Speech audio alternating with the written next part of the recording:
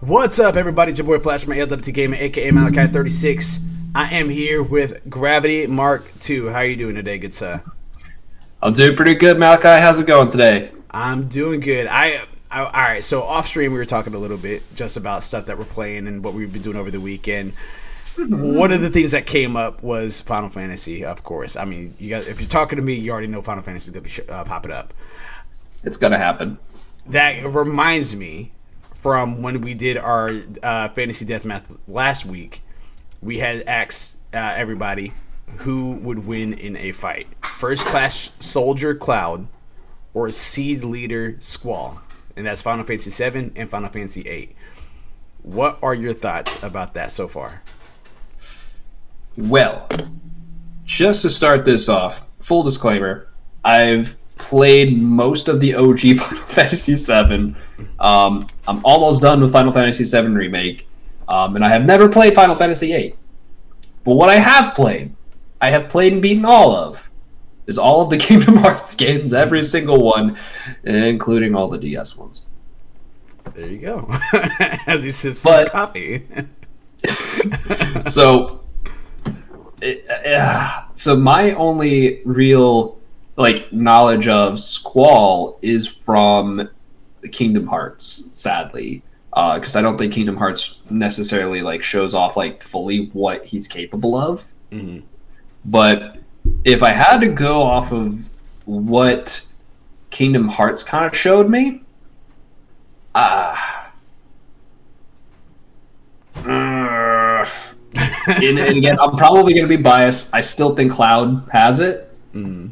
I still think Cloud has it, but this is, again, going off of very limited knowledge. Squall's definitely very intelligent. I do know that.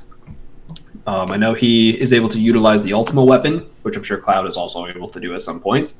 But because honestly, I'm really only going off of the Coliseum fights that you do in Kingdom Hearts. I'm like, oh well, Cloud is technically ranked higher, so he is a little harder. But there is a harder version of Leon that you have to take on. For anyone that doesn't know, Leon is Squall. Leon, yes, Leon is Squall. Yeah. You know what? I'm gonna give this to Cloud. Probably some bias in there, but I'm gonna give it to Cloud. Mainly just because I know a little bit more about Cloud, and I know about his abilities and kind of what he can do. But since you have played both of those games to the fullest, mm-hmm. I'm actually curious to see what you have to say, because I am on the fence of going back and playing some of those older Final Fantasy titles. Mine is 100% biased. I'm just going to be real. I would say Cloud all day, every day, because one, when you have a villain that's as strong and as dope as Sephiroth, the main protagonist has to be at least somewhat to be able to stand up against them to that degree. Of course. I feel like Ultimate Sia, she's strong, but but if she was to be fighting Sephiroth, I don't think she would stand a chance. To be completely honest with you. I really don't. But she's no Sephiroth. Yeah, that honestly is my only way I can actually decipher who would be the victor on that, is by who the villain is. Because if you put them back against each other, you have Squall that has he has a draw system, so they don't use mana, but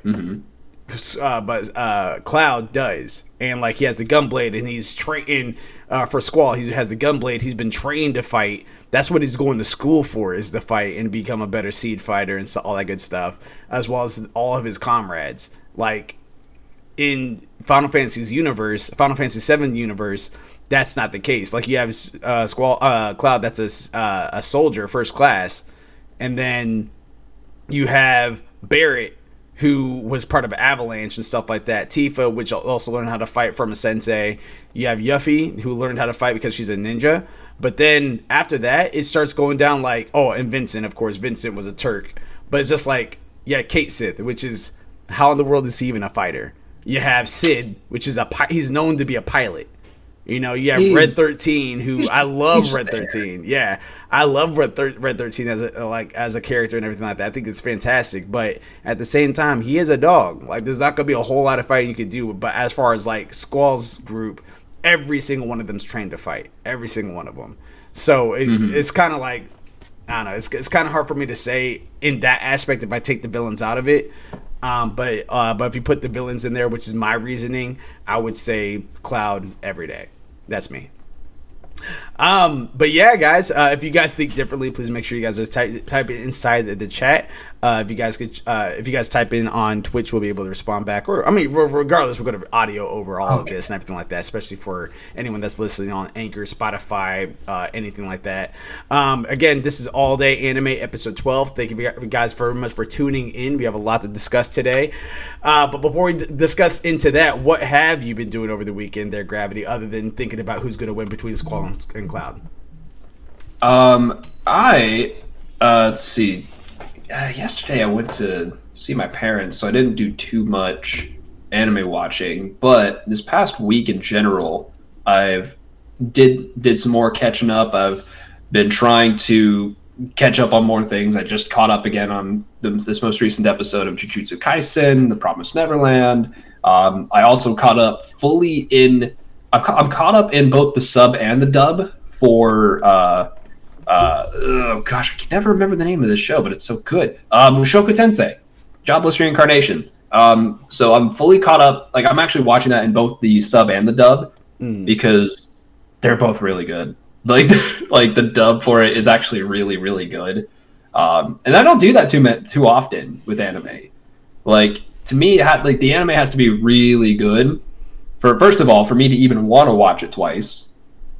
And especially like if I'm going to watch it in a different language, like it usually for me, it's like, I got to do one or the other. Like, it's kind of hard to watch like 15 episodes of an anime in one language and then switch it up to a different language. Cause then you're just like, now I got to get used to these voices and identifying like verbally, like who's who. Like, then there's probably also some sort of like verbal, kind of like a verbal tick that like, some of the Japanese voice artists like may have given these characters that like maybe the English voice actors didn't really convey, or maybe they chose not to convey it just because of language differences. It's like, it's kind of like here and there, but like for the most part, like the anime has been pretty much the same, except for like a few moments where I've noticed that the English was kind of the English was kind of a little bit more kind of explaining a little bit more,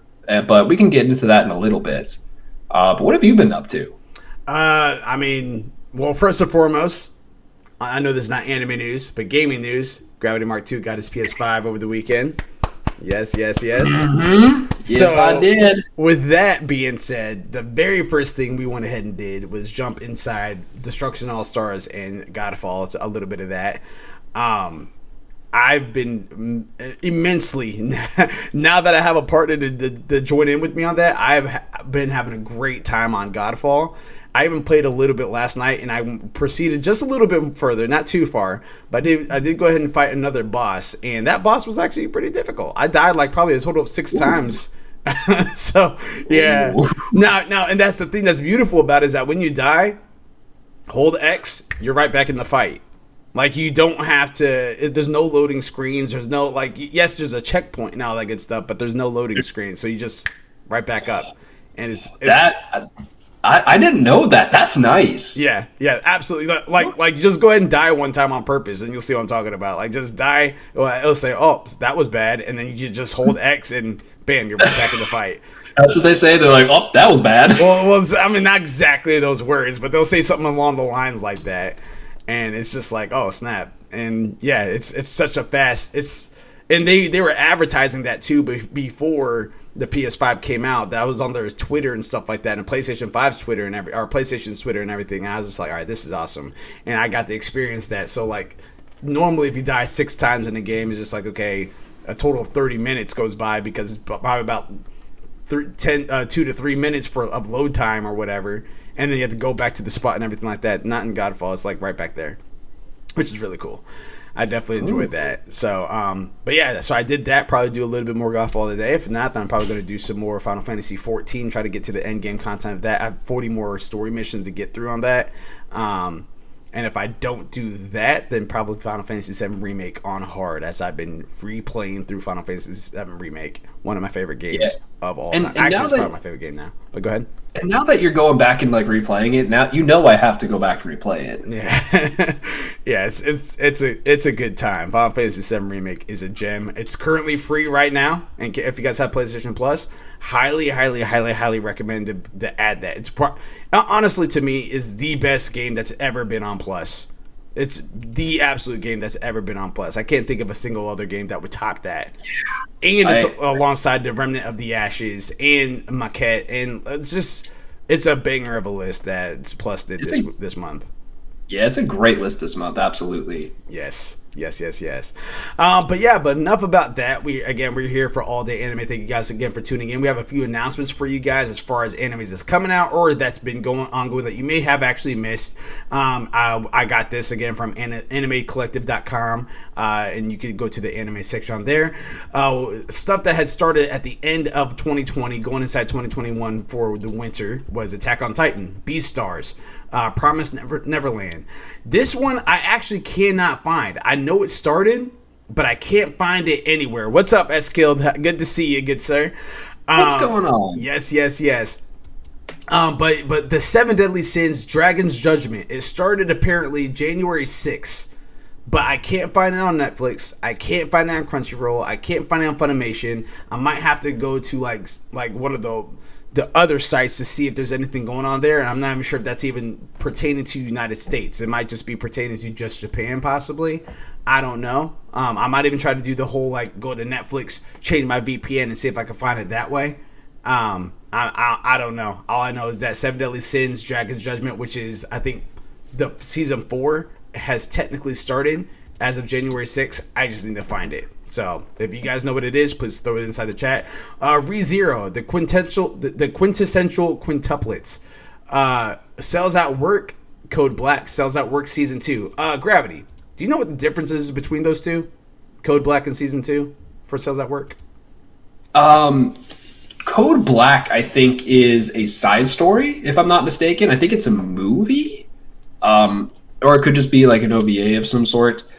Because I know that the characters are different. I know in just regular Cells at Work, it's you have the red blood cell and you have the white blood cell. Mm-hmm. But the white blood cell is a male, whereas the red blood cell is a female in the regular story. But I believe in Code Black, the white blood cell is a female and the red blood cell is a male.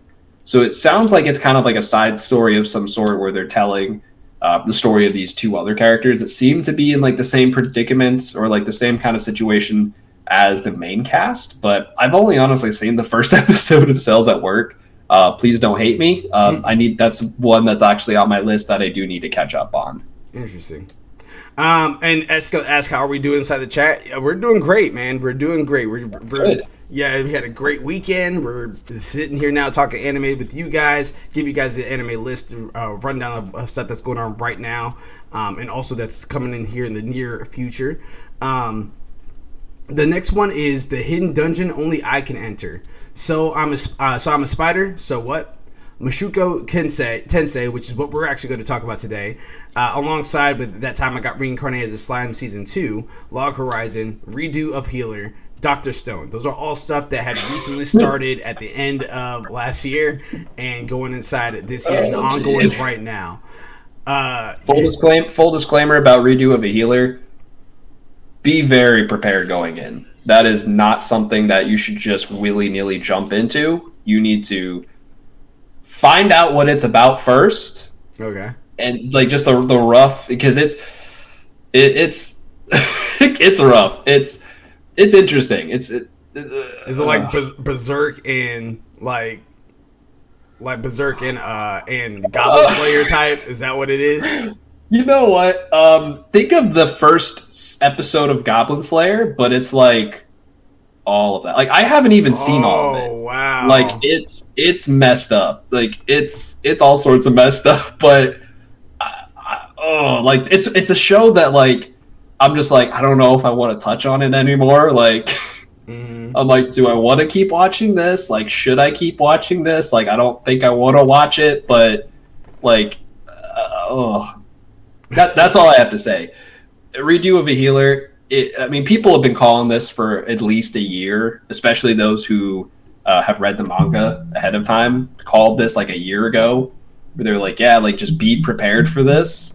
And now that it's here, people weren't prepared. So, full disclosure, like if you're gonna jump into it, read like the general synopsis of what it's about first. So that way you're prepared. So that way by the time you get to it, you're not like, oh, what's going on?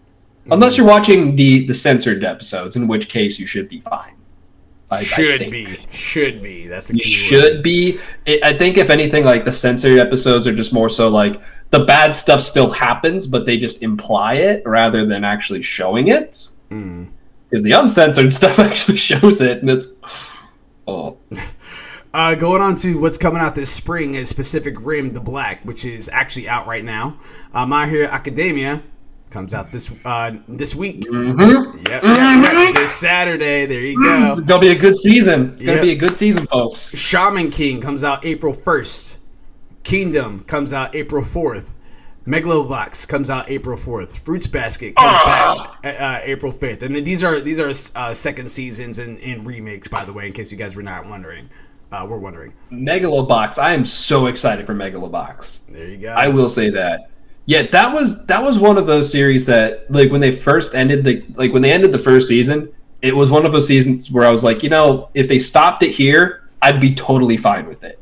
I want to see more because I absolutely love the art style. The art style is amazing. I really like the story. If they would have stopped it at season 2, I wouldn't be, at the end of season 1, I wouldn't be mad. I'd be like, I'd love to see more, but like, I would be satisfied knowing that like that's it. But the fact that they're coming out with a season 2 again, and now he's a nomad, and now he's got a beard. Ooh. Yeah. He's putting the gear back on. Gearless Joe's putting the gear back on. What does this mean? Well, what this can mean is that for the summer setup, we have I'm Standing on A Million Lives, which comes out July. My Next Life as a Villainess, which comes out July. That Time I Got Reincarnated as a Slime, Part 2 of Season 2, comes out this summer. Scarlet Nexus, which I threw on the list because initially last year that was announced as a video game. Now it looks like it's coming out as a anime, and I'm kind of curious to see if that's going to be if it was a manga first and then became a game and then became an anime, or if the anime already, well, it looks like this is going to be the first season, so I'm very curious about that. So be on the lookout for that. Scarlet Nexus this summer might be good. This fall we have The Rising of the Shield Hero. Comes out this October, so that be on the lookout for that.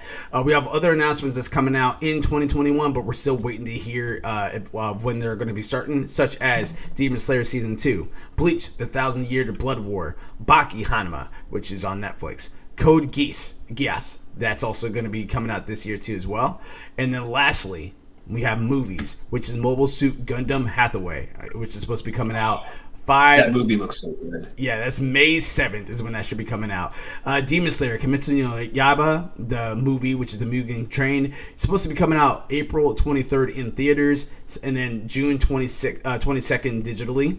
Sword Art Online, Aria of the Night Without Stars, that's supposed to be coming out this year. My Hero Academia movie, the third one, supposed to be coming out this year. And then Fate, Khalid, Leonard, Prisma, Elia, the Nameless Girl, is supposed to be coming out this year. So, again, there's more on the list, which is, again, animecollective.com.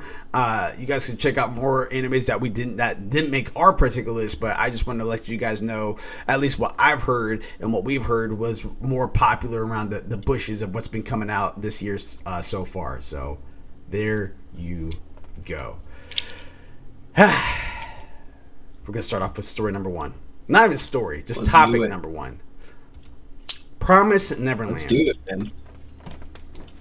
What are your thoughts there, Gravity-Mark? So first and foremost, before we dive into this, anyone that's watching this right now, if you guys are not caught up on Funimation, actually, not Crunchyroll. Normally it's Crunchyroll that comes out first, and then Funimation comes out later.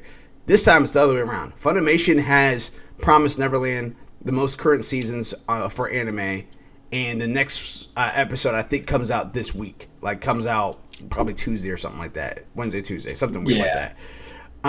If you guys are not caught up and you guys are interested in Promised Neverland, stop now, because we are going to be talking about it, and it is going to be the most updated information, and some of it is actually spoilers. So if you guys do not want to have the spoilers, stop it right now, watch it, come back to this podcast a little bit later, but you guys can find this on Twitch or YouTube or Facebook, anything like that. Just type in ALWT Gaming. You guys can find us out that way. Or you guys can go to our website, www.alwtgaming.com, which this will be up at least for a week before we switch to the next podcast portion of everything.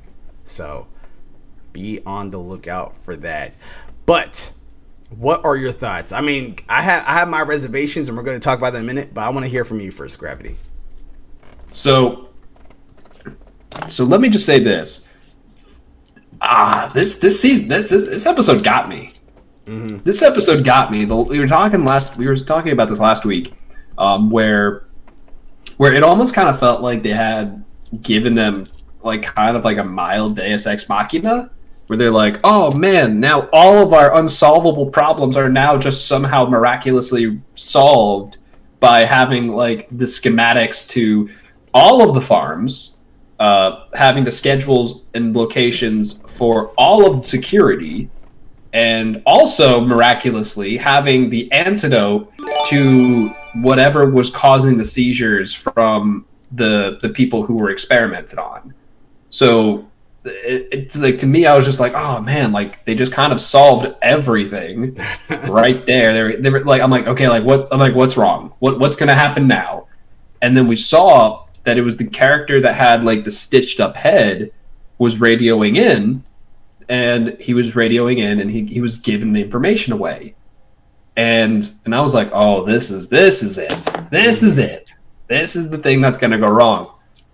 But no, with this episode, they kind of turned it on its head. And so far from what they've shown, I have a feeling that this is kind of like that, I have a very strong feeling that The Promised Neverland is doing its own thing. Mm-hmm. In terms of the anime. We've already talked about how the anime is at this point definitely different from the manga. Honestly, at this point, I don't know how far off it strayed from the manga. I don't know if this is like an event that actually happened in the manga. Maybe it just happened later on, or maybe it didn't, and this is anime exclusive. I'll have to catch up on the manga and actually see what those differences are, because I love to talk about those differences. But honestly, I feel like they're doing their own thing, and I think that this is going to be the last season. I think they have a couple more episodes, and then they're just going to call it.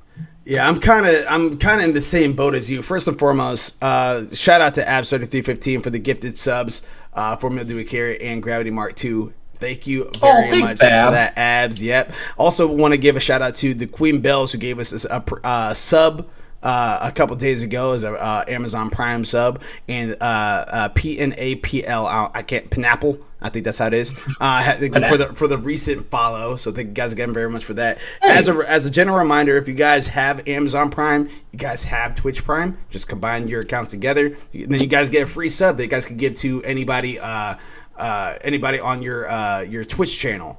You can gift, and it's, again, that's $5 you're wasting if you're not using it. You guys can give it to us. You guys give it to Gravity-Mark 2 on his channel. You guys can give it to another streamer that you guys support on Twitch. However, it is free. Monthly, they'll give it to you. Might as well go ahead and use it for a good cause. You know what I mean?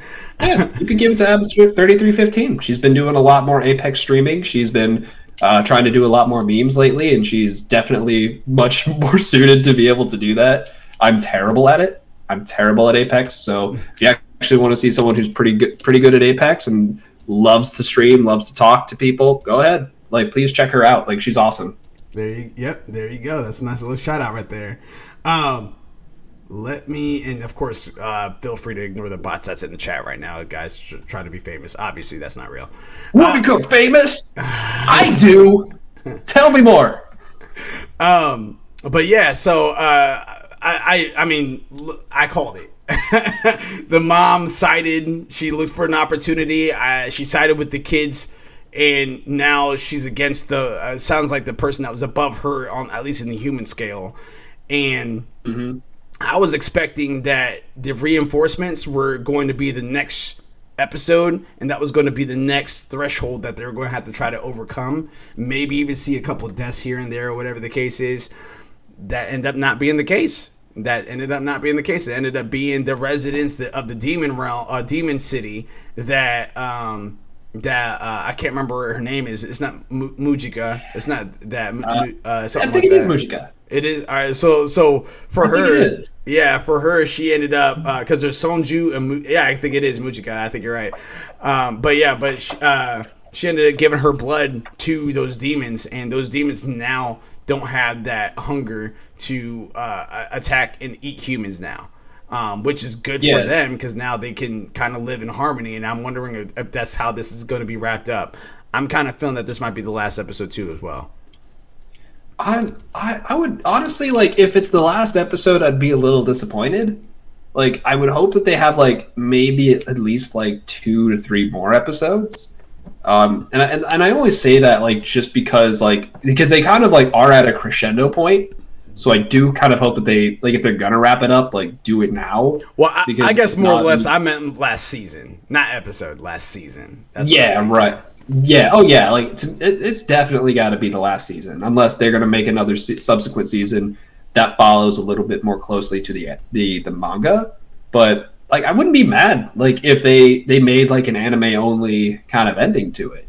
Because to me, like I know some people don't like that, but like, at the same time, like, if you're gonna do it again, like, that's like I'm okay with that, because like I've seen both the OG Full Metal Alchemist and I've seen Brotherhood. I actually liked both of them. They both told like similar stories, but especially like obviously like halfway through they diverge and that they become 2 different stories. But that's also 2 different stories that I got to see with these characters, and it's almost kind of like a what if kind of scenario where like, you know, the powers aren't exactly the same. They work a little bit differently. The events that happen in one don't necessarily happen in another. And they bring up new concepts and new stories. And to me, like, I like that. Like, I kind of like that a little bit. You know, I obviously prefer like when an anime follows the source material. But in this case, like, they already went for it. They've already changed it up. So if you're going to change it up that hard, just lean into it and go for it. Because because I wasn't expecting the village of that entire, because that was a big group of people. That wasn't like a small group of people. That was like a crowd. Yeah, that was New York City. That's what that was. That was New York City, just trying to just going in. Yeah, they're like, no, like, we're going in. They helped us. We're going. I'm like, dude, yeah. Like, that's, first of all, like, that made me tear up a little bit. I was like, oh.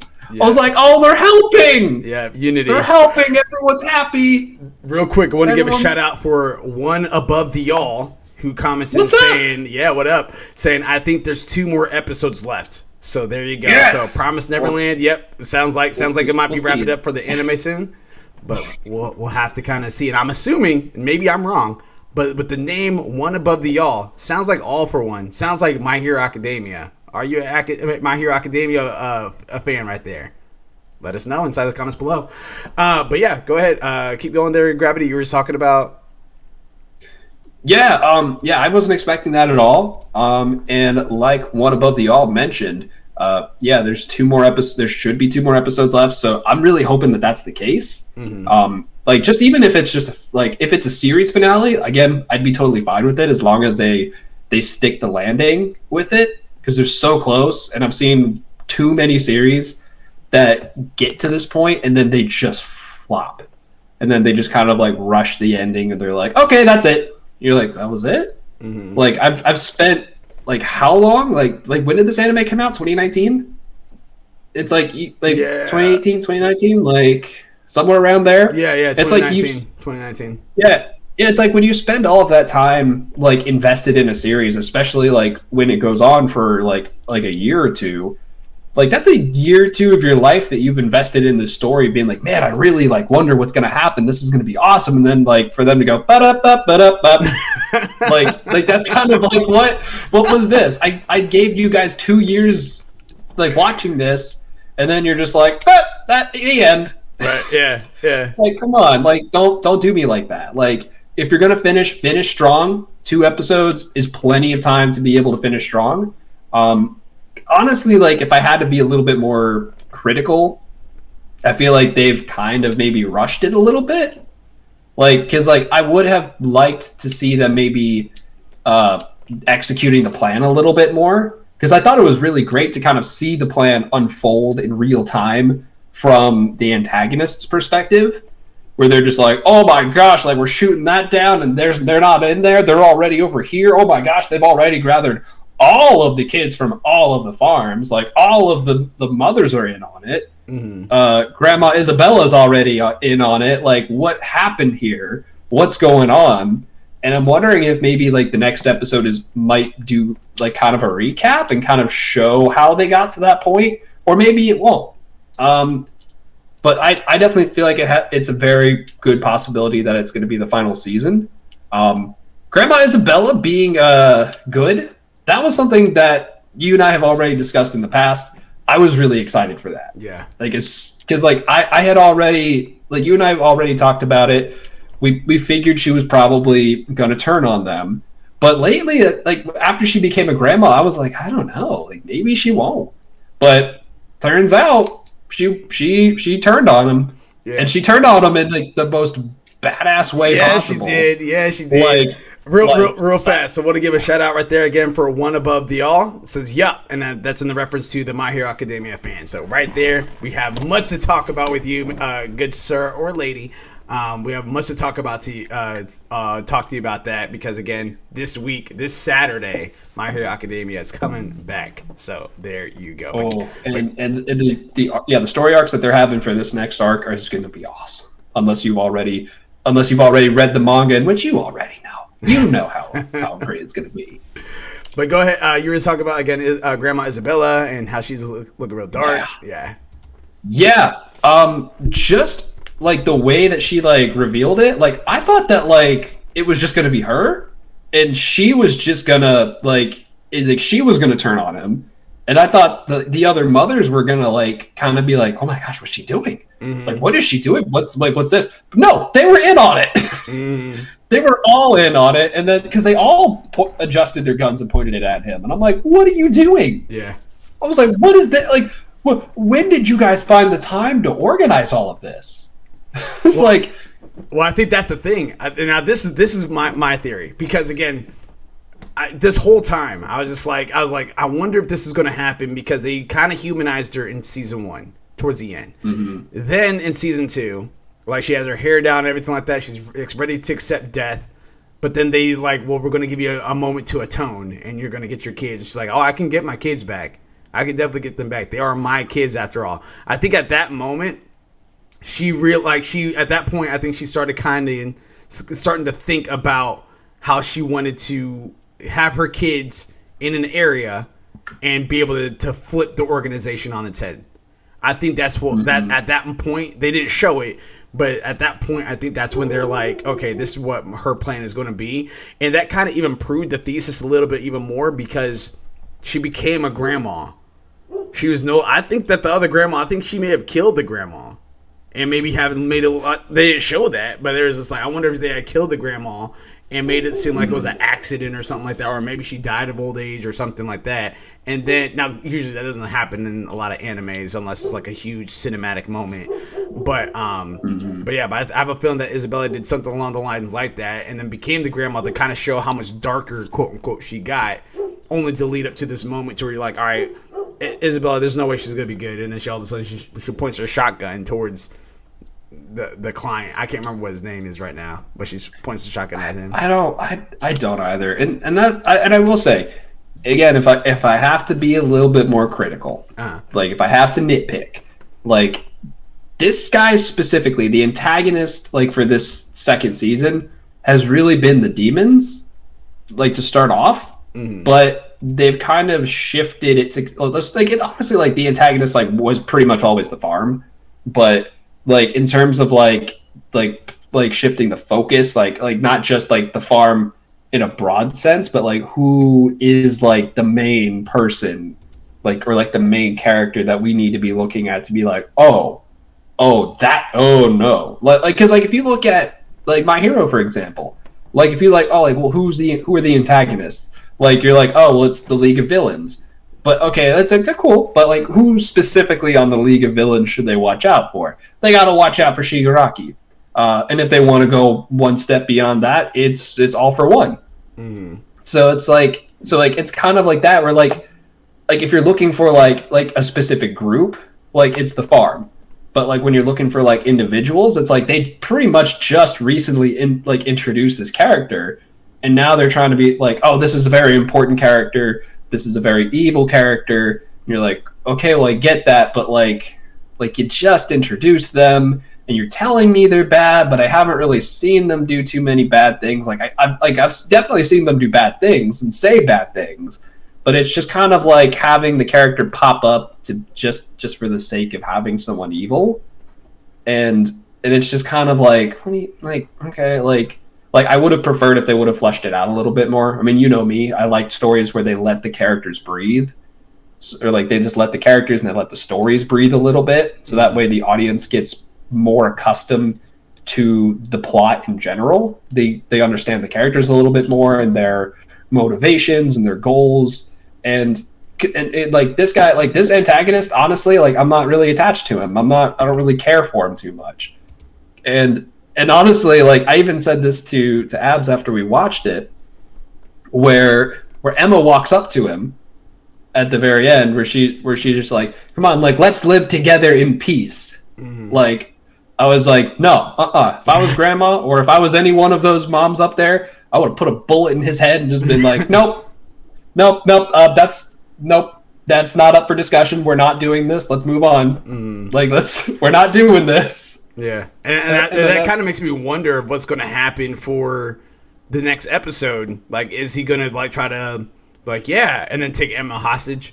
Like, you know what I mean? Like, I'm kind of curious of how that's going to be, because again, especially if One Above the All says that there's only that he or she believes that there's like 1 or 2 episodes left, then you know what I mean. I'm kind of curious of how that's going to end.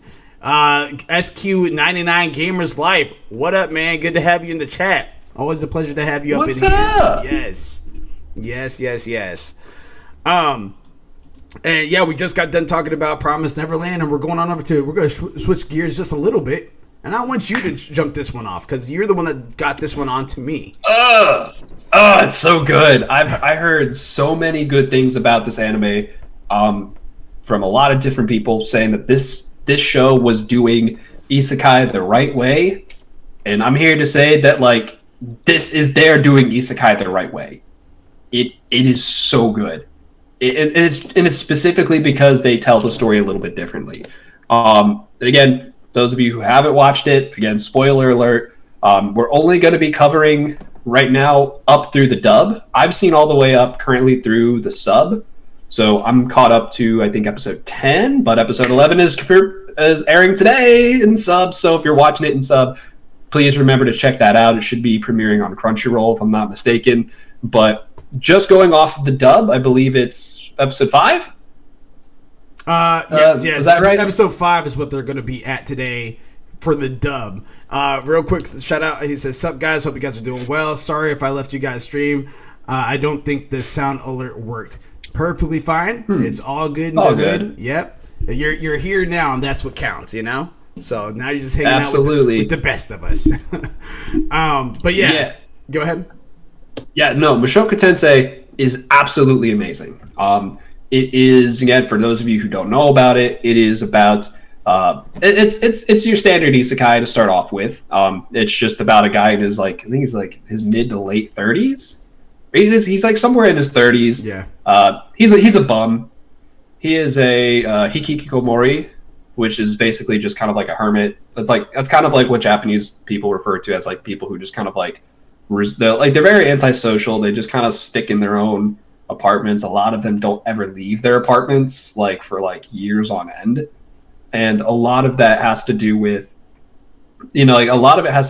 at times like traumatic experiences, just other types of like depression and anxiety and social pressures. So it's really something that it's unfortunate that I hope that we can like people can help these people a little bit more. I know that there's organizations that are doing that, and that's awesome, but that's me getting sidetracked. But yeah, anyway, like he's pretty much like he never leaves his apartment, and they kind of like portray him as a slob. He's real dirty, he's real pervy. Yep. But he's kicked out of his apartment, and he's kind of thrown out on the streets. Doesn't have any shoes. It's raining. He's all wet in a tracksuit, and he sees these high schoolers that are about to get hit by a truck, and in traditional anime fashion, he runs over there, pushes them out of the way, and he gets hit by the truck, and he dies and is reincarnated in a new world. Fun.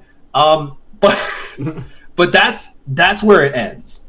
In terms of like kind of like the traditional isekai sense, because after that he actually keeps his like subconscious, like he kind of keeps his inner subconscious in this new life. So he sees that he's reincarnated, or like at the very least that now he's in a baby's body, but he still has the mind of a 30-something-year-old. Mm-hmm. And then it kind of like, and what the show does is it shows him gradually growing up. Because a lot of isekai tend to like jump to this really big event, and they kind of like rush their early childhood. Whereas this is really letting the childhood breathe. Where like I think at this point he's only, as of episode 5, I think he's like, how old is he? 5, 6? Yeah, he's 5. He's 5 years old. So the first several episodes, he's only 5 years old. So they're really showing his development. And so up until this point, they've shown him kind of like going off and trying to learn magic at a very early age behind his parents' back, eventually revealing that he can do magic very well without having to chant incantations. So he gets a magic teacher.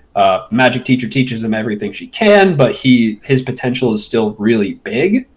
It kind of like shows him just meeting some of the other villagers, but it like one of the big points is that it kind of has him. At some point he does have to leave his home, and his memories and experiences from his previous life still haunt him, where he doesn't want to leave his home. He's afraid of people, and you eventually see that like he's kind of afraid of people because he was a bigger dude. He wasn't the most attractive guy in the world. And so like people would like strip his clothes off and like take pictures of him and laugh, and they'd tie him up to like the front gate of their high school. Yeah, and make fun of him. Yeah. And anytime he would just even open his window to peek outside, there'd be a group of people like waiting around the corner to hop out and tease him. Mm. And so like it shifts this perspective from like, oh, he's just this real dirty, pervy guy. Like, what is he doing? Why is he important? To making him a much more sympathetic character. You're like, oh, that's why you're the way you are. That sucks. Yeah. And it's really like his chance to start over in a different world and to be a better person. And because he still has his subconscious from his previous life, he gets to work through those problems in a younger body. But to an extent, like I feel like his younger self, his younger body is also kind of like influencing his subconscious too. Because there are times where he'll do some very childish things, and I'm like, I don't know if that's just because he's a very childish person, or if it's because he's in this childish body and he's only 5. Mm. But because he can't speak like very professionally and very mature for his age, and they've mentioned that a couple times.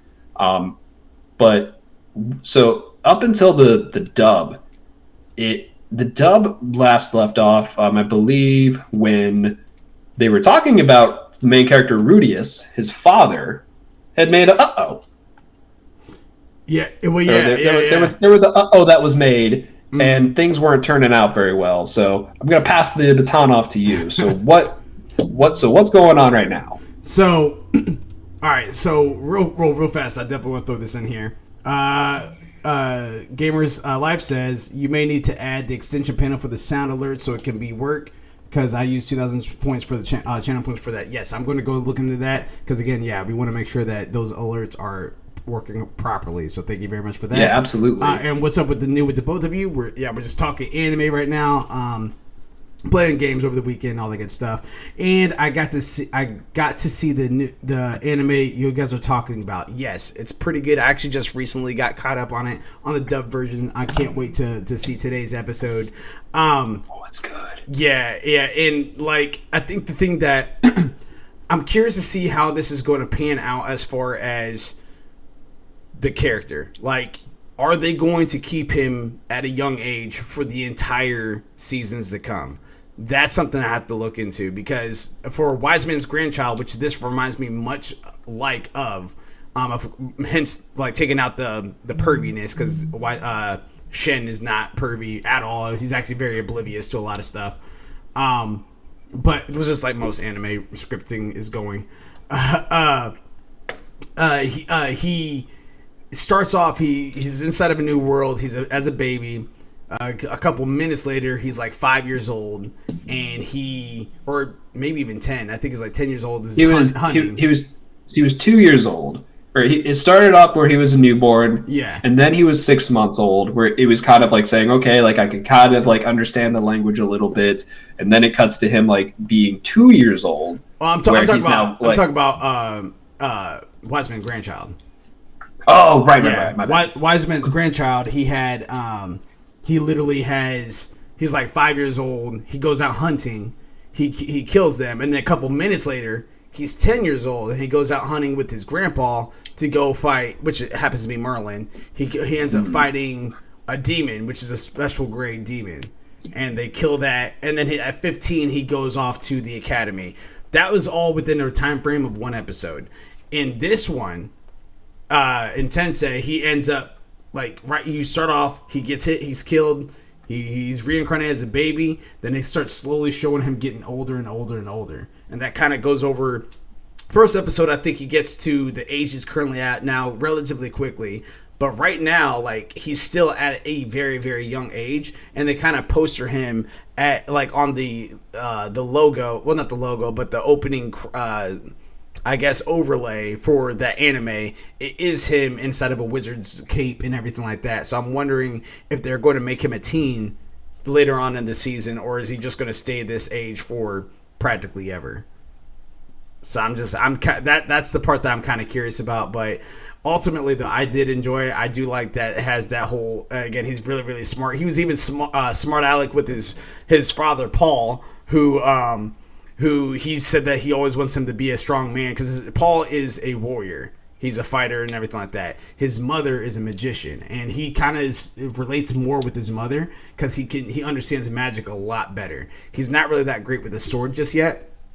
And the last episode that left off at, he ends up getting knocked out by his dad, and his dad ships him off to go learn how to get a job and stuff, and I think even how to become a warrior. I think that's kind of where that's leading up to. But he understands magic very, very well. And like, there's a time period where he actually defended an elf girl, which he thought was a boy this whole time. He ends up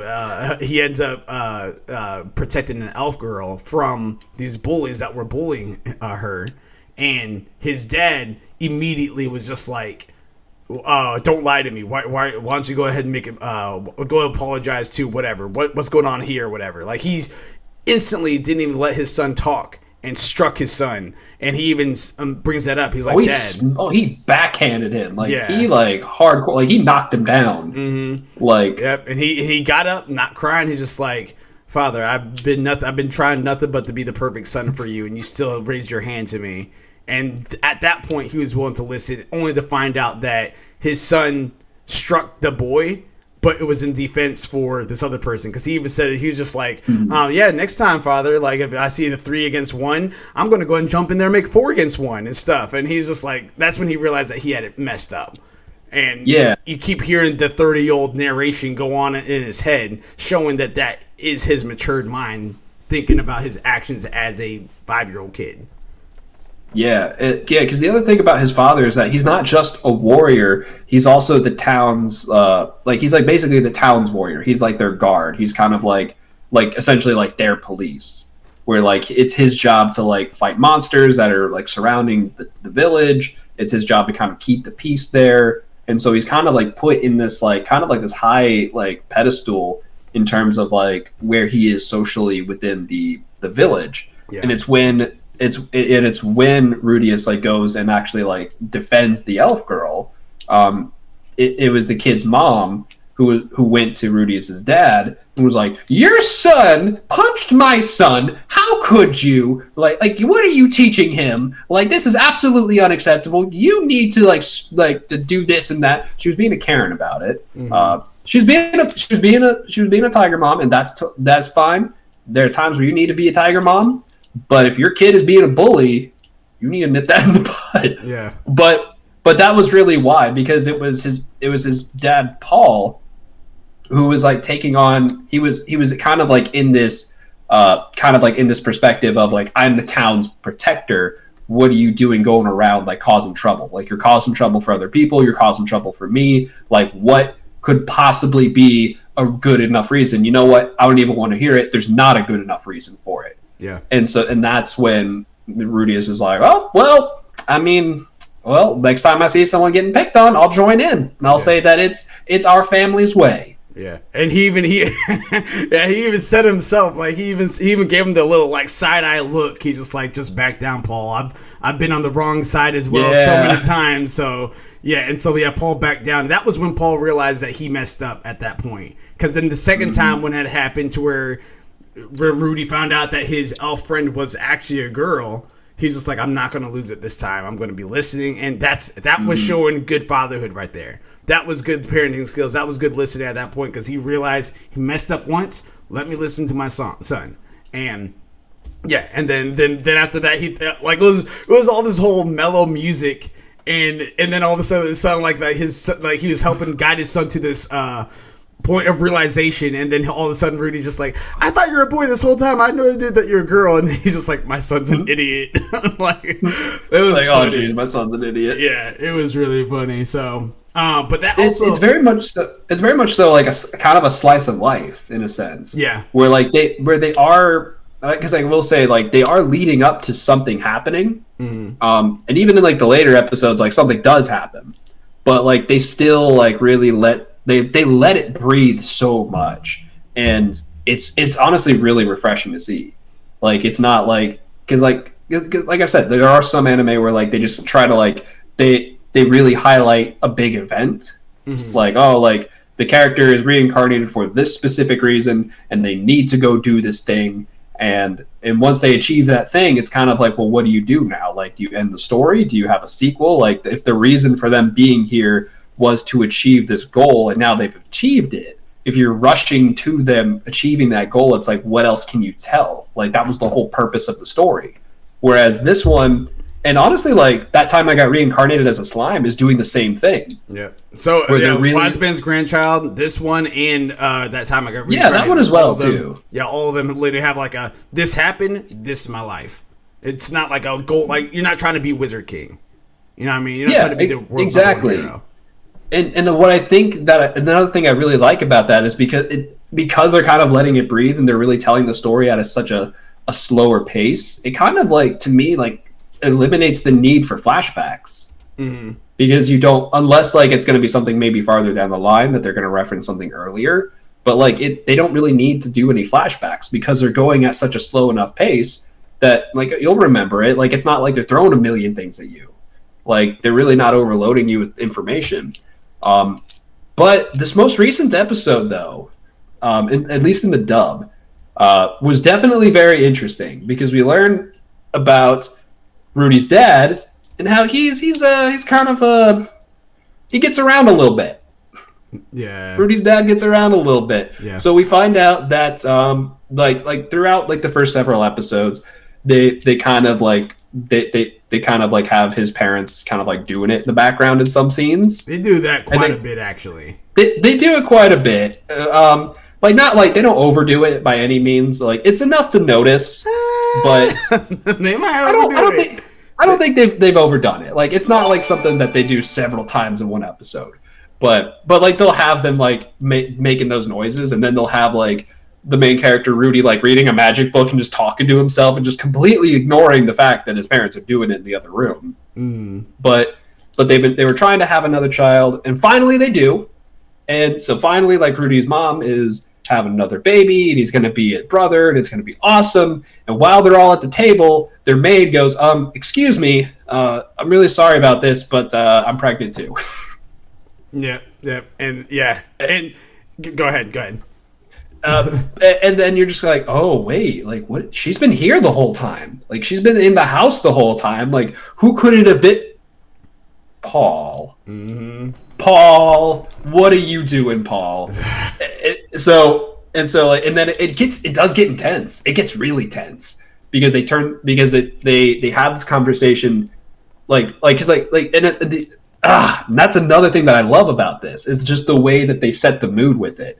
Because when they reveal that Rudy's mom is pregnant, it's kind of like it's daylight, it's bright, it's nice and sunny, and then like she revealed, the maid reveals that she's pregnant too, and then it's nighttime, and they're at a table, and it's being like the house is barely lit with like a couple candles, so it's very dim. They set the mood very well, and they kind of put you in that mindset where they're having that very tense conversation with both the maid having a conversation with the wife at the table about the whole thing, like what happened, why did this happen, what's going on, because the other thing was that the mom really was just asking the maid like what her plans were. Like, what are you gonna do? Like, are you gonna leave? And the maid's like, yeah, like I'm gonna leave. Like as soon as I have the baby, I'm gonna go back and raise it in my home village. And like that, and that's kind of like where the story was going. But Rudy having a mindset, honestly, like his mindset is of someone who is older than anybody else there. Maybe less experienced in terms of that in relationships, but he has a more mature mindset. He's like in his like late 30s or something, like mid to late 30 mindset. And so he's like, oh well, shoot. If she has the baby and she tries to go to her village, that's a month trip. Yeah. She like a newborn can't last that long. Yeah. Like it's going to put the newborn in danger. And so Rudy kind of decides that like the best way for the mother to be safe and for this new baby to be safe, who is going to be his brother, is to have her stay at the house. But that's also real kind of tricky situation when you already have the wife of the person that you slept with that they're also having a baby at the same time. Yeah. So Rudy kind of goes in there and shifts the blame to Paul to try to be like, hey, like have both of the women be like, hey, you guys can be mad at each other and that's okay, but like just be mad at Paul for a second, so that way you guys can get along, so that way the maid can stay, the baby can stay, so that way they can both be safe, and we can just figure this out later. It's like, just be mad at Paul right now, and he completely throws his dad under the bus. Yeah. Completely. Because Paul was even like, "What are you doing? You're really messing this up for me." It's like, no, you already messed this up for yourself. Exactly. Yeah. But because they keep talking about it, and one of the things that they end up talking about was whether or not was kind of like how Lilia the maid, like kind of like was kind of implying and even said that like she seduced Paul. Yeah. And so she's like, oh, like I feel really bad, like I seduced him, and now this has happened. But as an audience member watching it, the scene, at least to me, didn't seem that way, and that's something that you and I talked about like off stream as well. Yeah. Because the maid is kind of like, oh, like I seduced him, it's my fault, blah blah blah. But when you watch the scene, at least from my perspective, I was like, Paul could have walked away. Yeah. Yeah. It's like, I don't care if you were trying to do it on purpose, if you were maybe doing it with like the intention in the back of your mind, where you're just like, oh, like I'm just gonna do this, and if it works, that's cool. If it doesn't, that's whatever. But like for me, like watching it, I'm like, Paul could have walked away. He could have easily walked away. Yeah, I mean, in any situation, overall, in all of those situations, he could have walked away 100%. I agree with you there. But the question that I had was if she had actually seduced him or not. I know that we were talking again, we were off stream about this and everything like that. I went back to go watch that stream.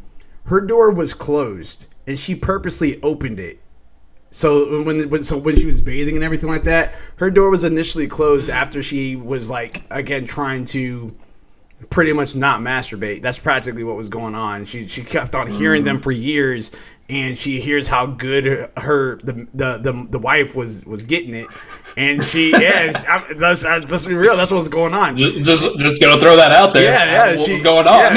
She wanted a little bite of that apple. You know what I mean? So she opened the door purposely, and she started bathing completely naked, knowing that Paul was going to be walking upstairs.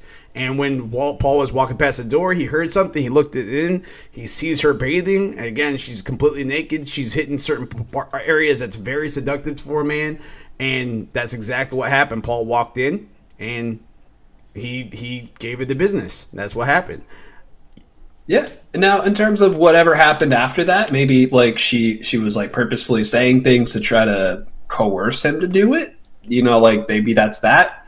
But at the end of the day, we're responsible for ourselves. Mm-hmm. And I've got to say, as a man who is engaged and is somebody who loves very much and has been in this relationship for a long time, you could easily, if you're walking past that and you're like, oh, even if, just hypothetically, even if you're walking past that and you look in there just to peek and you're like, that's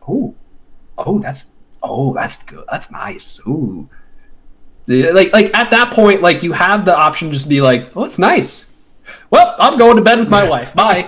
that's the thing. Yeah, you still have the option to turn around and walk away. You have that option to end it. Like it's one of those things where you're just like at least to me, I'm just like she may have coerced you to do it. Mm-hmm. She probably did. She probably seduced you, but you should be in control of yourself. Like, even if you like your hormones are raging and you're just like, oh, I really want that. It's like you can control yourself. If you're at that point where you know you can't control yourself, where we've actually where that's going to be talked about in later episodes, like he can control himself. He's capable of doing it. Like you gotta you can easily, like I said, close that door and say, cool, I'm gonna ignore that and just go to bed with my wife. Yep. Good night. Like what are you doing? Like whether or not she intended to seduce him, that's kind of like up in the air. Like she probably did, but at the same time, it's kind of like she's putting out a signal. He's the one making the action. Yeah. Oh yeah. So he's not out of the woods for that. He definitely he did the deed. He walked in there, as you stated. He could have looked and saw just to see what was going on, see that she's naked, maybe shut the door for her and go upstairs. That's what he should have done. That didn't happen, and that's where he kind of is the bad guy in this scenario. I will say though, after our discussion, I don't think there's a question whether she seduced him or not. I think she 100% did, because her door was initially closed, and she opened it purposely just enough so he can see when he was walking up there. Yeah, her intentions were definitely to seduce him, but again, he's the one who made the move. Like that shouldn't be on her. 100%. Even if that's what she wanted, doesn't matter. That's not. She didn't tackle him. She didn't go after him physically. Like she didn't make the move.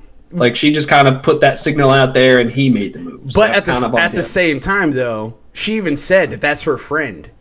So that's even another step. It's not just a random maid that you hired and you see an attractive husband attractive man, and you wanted some of that too. That is her friend, and she did that. So she still is in the wrong just as much as he was. Oh, she's definitely in the wrong. Yeah, I'd just say maybe not as in the wrong as Paul. I think it's both. I think it is both. I think they're both just as equally guilty for that. Yeah. But Paul definitely made a with his maid, but he also, because he made that with the maid Lilia, he made that with his wife too. Yeah. And he made that with his family. He made he screwed that whole situation. Because she could easily try to seduce him, put that signal out there, and he could just be like, cool, bye. Close that door and go away. But also, if we're going to go off of that, she could have not put the signal out there. She could have kept the door shut. Not done that. Regardless, I'd say they're both at fault. Yes, but it makes the situation definitely really tense. It makes it very interesting. to see what's going to happen next. I've already seen the sub, so I know what kind of happens down the line. But it's really interesting, and that's the thing about the show is that it throws like it really is kind of like a slice of life, but it's not boring. Like it's not like something where they're like oh like there's a like destiny and like you gotta like there's a big battle that you gotta prepare for that they're just gonna jump to. Like they're really just kind of letting this story breathe, and it kind of actually feels like you're watching someone's life. Where like obviously like I don't know who's ever been in that situation, but like that's a really crazy situation to be in. And for a character who has the mental subconscious of somebody who's in their 30s, who's like in the body of somebody who is 5, watching all of this happen, it's like think of like what if that kid was all actually somebody who was 5 years old. Like that's incredibly traumatic. Yeah. Like that would be incredibly traumatic. But because he has the mindset of somebody who's older, he's just like, Paul, what'd you do? That's like, yeah, he literally said something like that too. My like, question, Paul, come on. Yeah, my question to you before we wrap up this portion of Mushoku Tensei.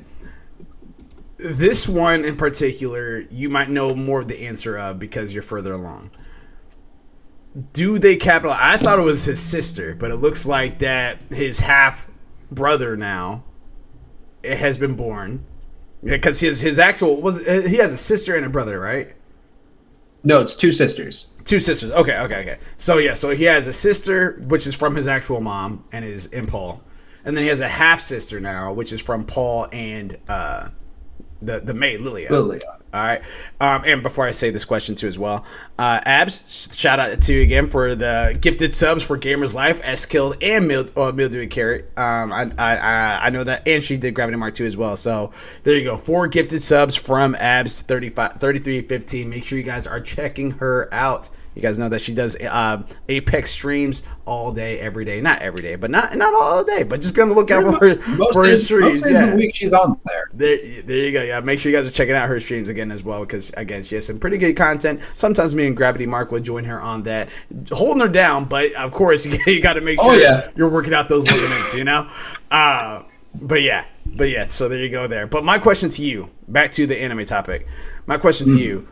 Do you think that this is going to be a bad thing? Like, will the half brother end up having some sort of bad attitude or attribute or something like that down the road? So the half sister, I don't, or half sister. Honestly, my bad. Honestly, I don't think so. I honestly don't think so. Because I think like with the way the dub is at. They're both still babies. I'm already caught up through episode 10, so like some time some years have passed. So are they? They're not babies anymore for where you're at. Yeah, so where I'm at right now, like as of episode 10, Rudy's actually 10. Okay, all right. So they are increasing them in age then. Yeah, so they are increasing him in age. Like, and that's the thing. Like, it's like they're really gradually increasing his age. Where like by episode like 4 or 5, he's 5 years old. By episode 10, he's about 10 years old. So like they'll kind of like highlight certain moments throughout his years, and they'll kind of like skip over all the boring parts, and they'll just kind of cut to the more interesting parts, and they'll just kind of cut. And especially like because they celebrate birthdays like every 5 years, it seems that like every 5 years something a little bit bigger happens, which I do find very interesting. Yeah, but with where they are now, I don't think so. With where they are now, I would be very surprised if something like that happened because they seem to be getting along. But I don't. Again, I don't know with this show. Like they really could throw anything out there because it is this guy's life growing up and just kind of living. Honestly, like first of all, I don't know how long the show is going to go on for, but I hope it goes on for a while. Like, especially at the pace that they're telling the story, I really hope it goes on for a while. And they keep this pacing up because it's honestly, it's a breath of fresh air. It feels really great to see it. Yeah, I would be surprised if his half sister ended up coming back and doing something evil, but I wouldn't put it past them. That's definitely a storyline that they could tell. they could easily, like maybe like one of his sisters like picks up magic, maybe the other sister picks up swordsmanship, and maybe they end up becoming like a really cool tag team down the line. But we'll have to see. But regardless, I'm really interested to keep watching this because it's really good. It's really good. Yeah, I'm definitely excited for that too. Is when I think it's going to be definitely really interesting of what we're going to see today on today's episode. Because again, I know that the dub version came out today as well as the sub version. I can't wait to see what's going to happen there. But there's also another anime that we've both been watching that we've been having our eyes on. I'm very excited for. That Time I Got Reincarnated as a Slime, season 2. So good. Yeah, fantastic anime. It's going good. The tones have shifted. There's still parts where it's just like, all right, I can't even say it's really predictable, but it is like the outcome, you can foresee the outcome of what's going to be now that there's more hope there. But it was just like, there's moments where I was just like, man, this is crazy. So without further ado, we had the Otherworlders that came in. And again, for any spoilers that you guys don't want to watch or anything like that, make sure you guys pause this. Go watch That Time I Got Reincarnated as a Slime all the way up until the latest episode. Come back and then have a discussion with us on this, or you guys can listen to our talks about this as well. Yeah, the Otherworlders and everything like that. They went to the Rimuru Tempest. They caused some ruckus. They left. Rimuru gets to Rimuru Tempest. Then sees all this devastation. Sees the graveyard of goblins. All that good stuff. He goes in. He's trying to see what happened to Shion. They take her through the graveyard of goblins. You see Gobzo there. You see Gapta freak out. Which, by the way, guess who the voice actor for Gapta is? Who's that? Ryan Reynolds. In the dub? Yeah. Really? Yeah. Google it right now. I that's what I ended up doing. Yeah, that's what I ended up doing. I was just like, there's no way that's Ryan Reynolds. And they're like, that's Ryan Reynolds. So yeah, if I'm wrong, that's awesome because I really didn't believe that was actually Ryan Reynolds, but that's what it said there on the cast. It was Ryan Reynolds. Which anyone again that's curious about Ryan Reynolds, he plays Deadpool, he plays Green Lantern, he's in The Proposal, he's in a lot of different movies, famous actor. Which you guys probably didn't know that, but yeah. But yeah, there's. Reynolds, are you kidding me? Does it say that for you too? Oh my god! Hold on. Hold on. So here's the thing. It says Ryan Reynolds. And it is an actress. This says an actress. Yeah, it says an actress, and it's showing a lot. Their IMDb, IMDb page is showing a lot of different anime. And it's also showing a Japanese woman, but actually no. Oh no, well that's the Japanese voice actress. No, here's the actual the English voice actress. So she is American, or it looks like. But yeah, it's definitely not, the one and only Ryan Reynolds. Okay.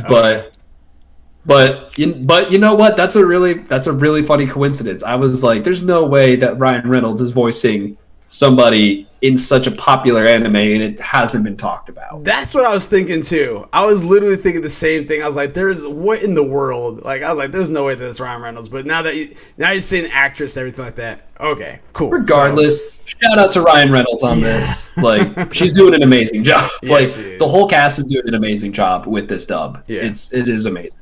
But Gapta sees Gobzo like killed, dead, and everything like that. Of course, mourning over him and everything, which you actually see a darker side of Gapta in the last episode.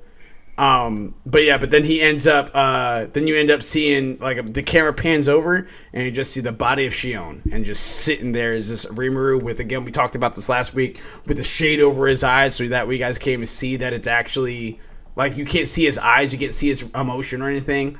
Very, very, very intense stuff. And then all of a sudden you just see that aura of purple like spew out of him out of anger, and it was like so intense that it scared the people that was around him. And then he's like, sorry about that. I lost my cool for a second. But yeah, fast forwarding to right now, what we talked about, we saw Benimaru. That was dope as crap. First and foremost, Benimaru took on a full camp by himself. Then you see a little bit of Soe and his people like just slicing up everybody. You see that. I also saw a little bit of Gabiru, and I liked what Gabiru was doing. I was very impressed. I was like, okay, Gabiru, you get up there. Gabiru can throw hands, man. He could throw hands. Yeah, it was looking real good. I thought that was really cool. And then you see Rigurd and Gapta just tearing people up. And once you saw the Outer Worlder make that eye contact with Gapta, I was like, all right, Gapta's going to end up killing this dude. Like, he's going to go in. But he's like, no, that's him. And then you just see Geld come up. And I was like, what in the world? And Geld was whooping his tail, man. He was whooping his tail. And to the point, this guy, this Outer Worlder specializes in hand-to-hand combat. He's just stronger with his fists. He's just very powerful. Geld was always using his sword and shield and everything like that, but of course he has abilities of the Demon Lord, and he was taking that as well to his advantage. Once the Outer Worlder went over and killed his comrade, which I actually was heartbroken for. Like, I was like, oh, that's sad. So he killed his comrade to gain her powers too as well. Then he came back over to fight Geld because he's just like, all right, well, now I'm invincible. Geld was just like, all right, let's go ahead and do hand-to-hand combat like you wanted. Was tearing this dude up. He was tearing this dude up to where he's begging for his life. And then out of nowhere, there was the Kijin wizard that came out and kind of saved him. And which kind of goes back to telling him about Hokoro. Like, I'm very curious of how strong he really is. Because, you know what I mean? Like, he was already holding up a fight while he was weakened in the barrier. Then he comes out the barrier, goes against that one same Outer Worlder that thought he had him beat because of his speed. Hokuro was just like, all right, like, first and foremost, you're right here. And on top of that, now all my abilities are going to catch up to you now. Like, that's how much faster I am than you. Yeah, like that blew my mind. Like when this guy was like talking up his eyes, like, oh, like I can see so fast, I can perceive things so fast, and he's like, oh, my movement should be catching up to you now. Yeah, like my like I can perceive things so much faster than anybody can, and you're telling me you can move faster than my eyes. Yeah. Like it kind of reminded me of Goku versus Hit from that Universe 6 tournament where like Hit's like pausing time and like Goku's like, I'm faster than time. Mm-hmm. Yeah. I'm like, dude, that's Hokuro was like, honestly, like I said last week, I was excited for all of them, but Benimaru. Yes. Let's talk about Benimaru just opening that up. I'm gonna see if I can pull up the clip as you're talking. So keep going. Yeah, Benimaru just what like because Rimuru had given everybody like positions and groups. And they're like, all right, you guys are gonna go to this spot. You guys are gonna go to this spot. Benimaru, I need you to go to this one spot and fight 100 people by yourself. And we've already seen Benimaru take out probably more than that during the fight against the Orc Lord. But he was ruthless.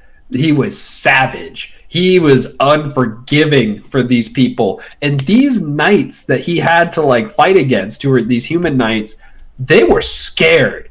Mm-hmm. They were terrified of him. They were like, oh my, like I think like one of the last ones like tried to run away, and Benimaru was like, you're not getting away. No one is getting away. Mm-hmm. Like it is a done deal. You are all screwed. Yep. Y'all picked the wrong one. You picked the wrong one. Yeah, he just like he burns away all of them. Like it kind of reminded me of Sasuke with his fire ability.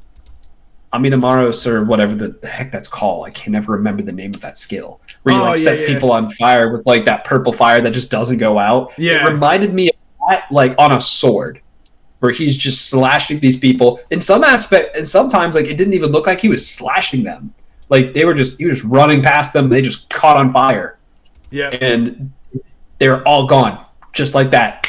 Like it was ruthless. It was heartless, and that's something that we're seeing from all of the cast, where they've been so good natured, so kind hearted up until this point, where they've definitely had to throw hands. but they're still kind of like reserving themselves a little bit just because of Rimaru's rule of like, hey, don't hurt humans, don't hurt them, don't attack them, treat them nicely, because that's the kind thing to do.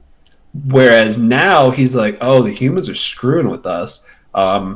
So humans, still try to get along with everybody, but don't like these guys, these humans, you can throw hands with them. And so now we're starting to see some of these characters who haven't held back before. Like, I don't think like they've necessarily held back before, like especially against the Orc Lord and his army, but now you're really seeing these characters really not hold back, where they're just like, no, you're done. You're dead. Don't care. And it's just the matter of factness, like with like their competence is just something that I love to see. Like I love it when a character is very confident, and I love it when they're confident for a reason. Yeah. We recently finished all of Misfit of the Demon Lord Academy or whatever that's called. I just finished watching that, and one of the things I loved about that show was how confident the main character was, because he was the reincarnation of the previous Demon Lord. And so he's just like, yeah, like I'm the shit. I know I am. Like he was like, oh yeah, like to fix this, like we just got to go back in time, and then like the god of time just starts coming out, and they're like, oh, what's that? And he's like, oh, that's just the god of time.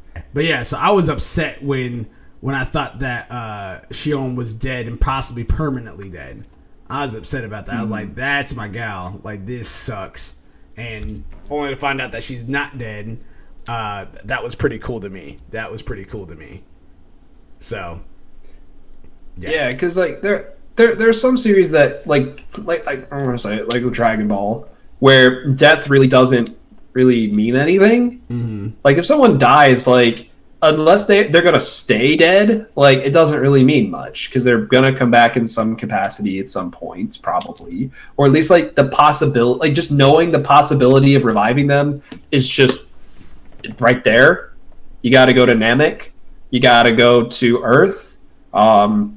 Might need to go somewhere else for another set, but that's for manga readers to find out. For if you want to read it, or if you want to check out the anime whenever that comes back. I really hope the anime comes back for that, by the way. I'm pretty sure it will. Dude, I'm talking like all over the place. I'm almost guaranteed it will. That's too much of a big world renowned anime for it not to come back. Yeah. And I think lately they've been really letting the manga breathe a little bit to really get a head start, and I really am loving that. Because it really feels like the anime is just going to be that much better.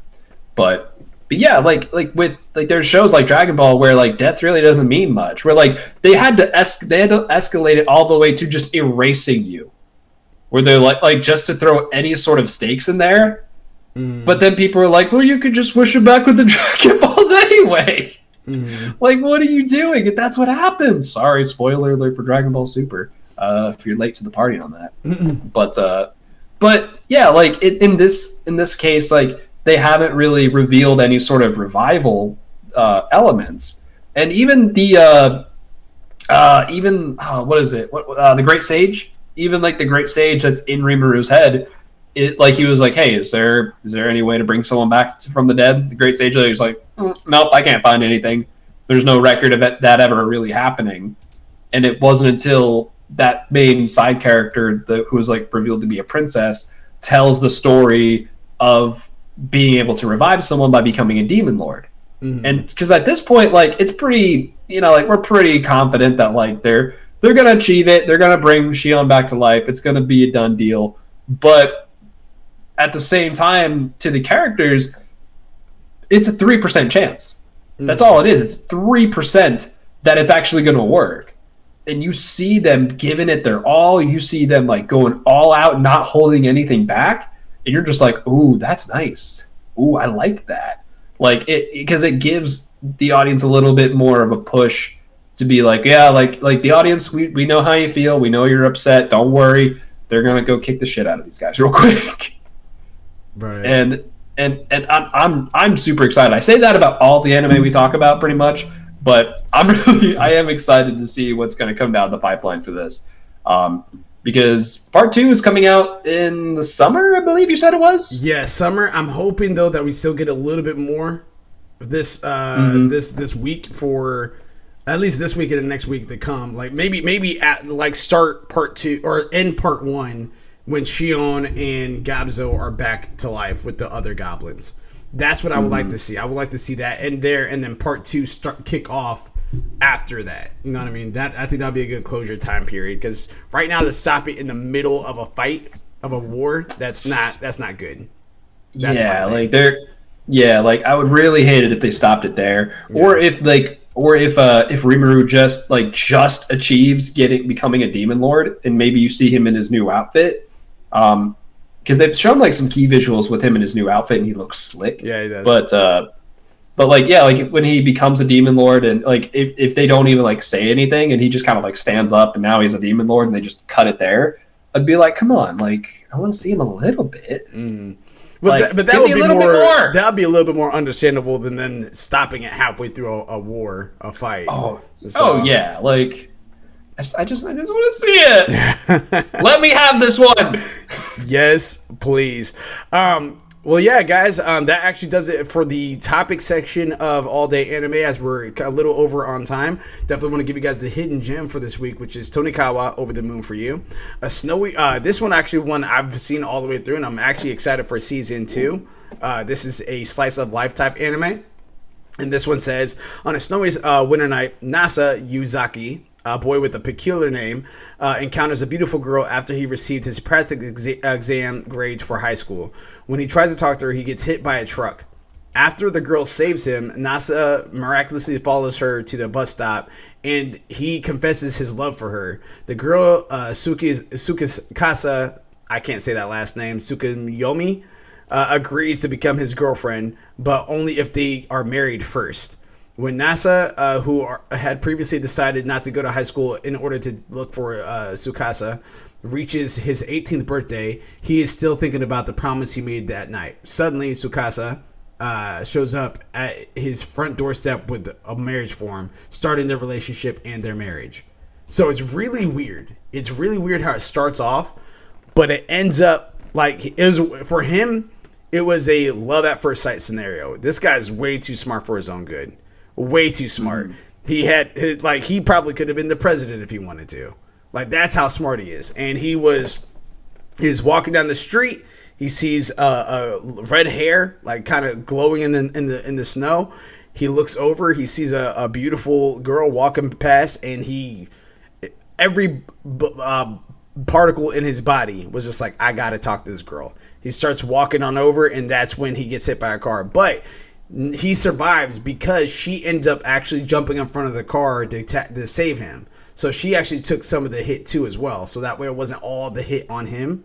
Oh. Yeah, and so and she was fine though. He ended up having like broken bones, concussions, all that good stuff. But because of the power of adrenaline, he had to find this girl before he lost her. So that's when they were saying that miraculously he went to a bus stop, found her, and they kind of had like a little agreement. And after they agreed that they can be together if they're married, then he passes out and he wakes up in a hospital bed and she's gone.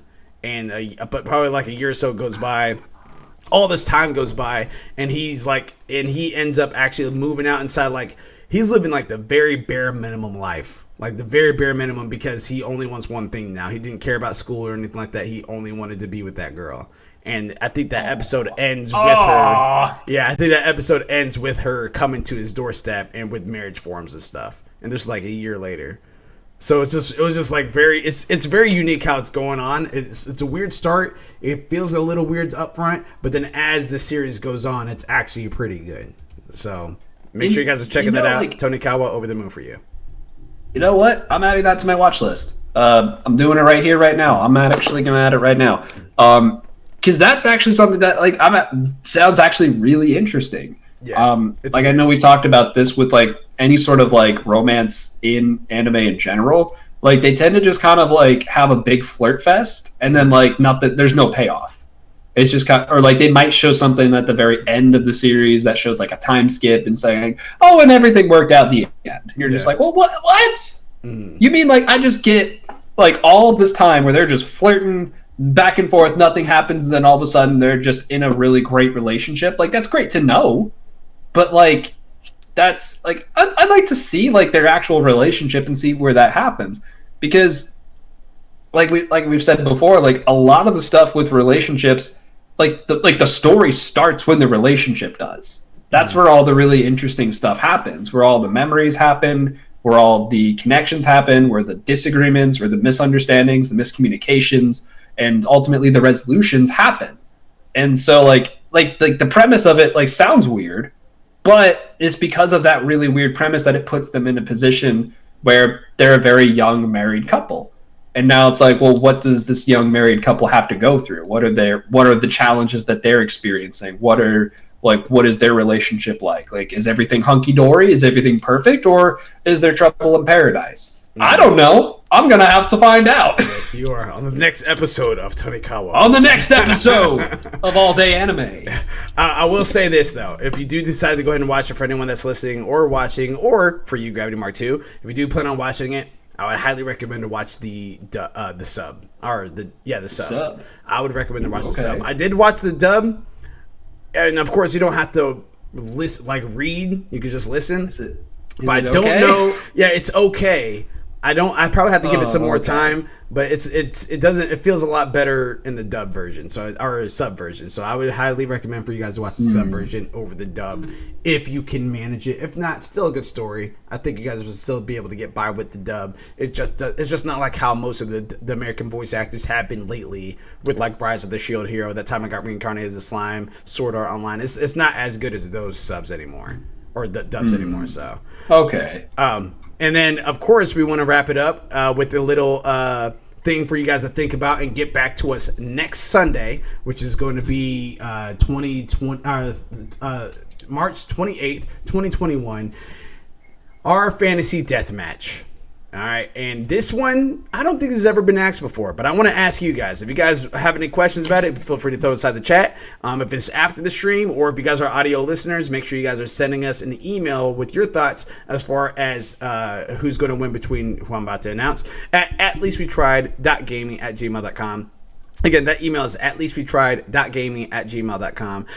I want to know who you guys would think would win in a fight between Tanjiro from Demon Slayer or Ryonen Kenshin from Ryonen Kenshin. So I'm very curious to see who you think would win in a sword fight on that. Would it be Tanjiro, the Demon Slayer, or would it be Kenshin? So definitely, again, if you guys have any thoughts about it, make sure you guys are holding on to that, thinking about it, doing your analysis, the whole nine. Come back next Sunday. Let's talk about it. Let's have a discussion about it. As always, you guys can go to Rep Sports, reppsports.com if you guys like energy drinks. I like energy drinks. I drink them all the time. And I would just type in ALWT Gaming at checkout in order to get your Raise energy drinks from there to get 15% off, 15% sign off. I think you guys will enjoy it. They got guava mango. They got the Galaxy Starburst. They got sour gummy worms. They got a lot of good stuff. So I definitely would recommend for you guys. Sour gummy worms. Sour gummy worms. Yes. Make sure you guys check that out. And of course, you guys can find us on social media platforms such as Twitch, Twitter, Instagram, Facebook, YouTube, pretty much anything. Just type in ALWT Gaming. Everywhere. You can't escape us. We're everywhere. Everywhere. Yep. Just type in ALWT Gaming, and we should be able to pop right on up. On YouTube, if you can't find us with ALWT Gaming, type in At Least We Tried Gaming, and we should pop right on up. That does it for us on All Day Anime, episode 12 of 2021, March 21st. That was a lot to get out for some reason. Can't even tell what day it is anymore. Yeah. I had to look down on my little camera thing here, and I was like, all right. Gravity, you have anything to say before we dip on out of here? You know me, peace, love, and anime. And you know what? At least we tried. At least we tried. Until next time, everybody, again, thanks for tuning in. Make sure you guys are checking out Abs3315, as I think she's doing a stream today. Could be wrong, not sure. But again, that's Abs3315. So if you guys want to check that out, that's www.twitch.tv/abs, ABBS33, which is 3315. Enjoy it. Until next time, everybody. Control Alt. Complete. Peace.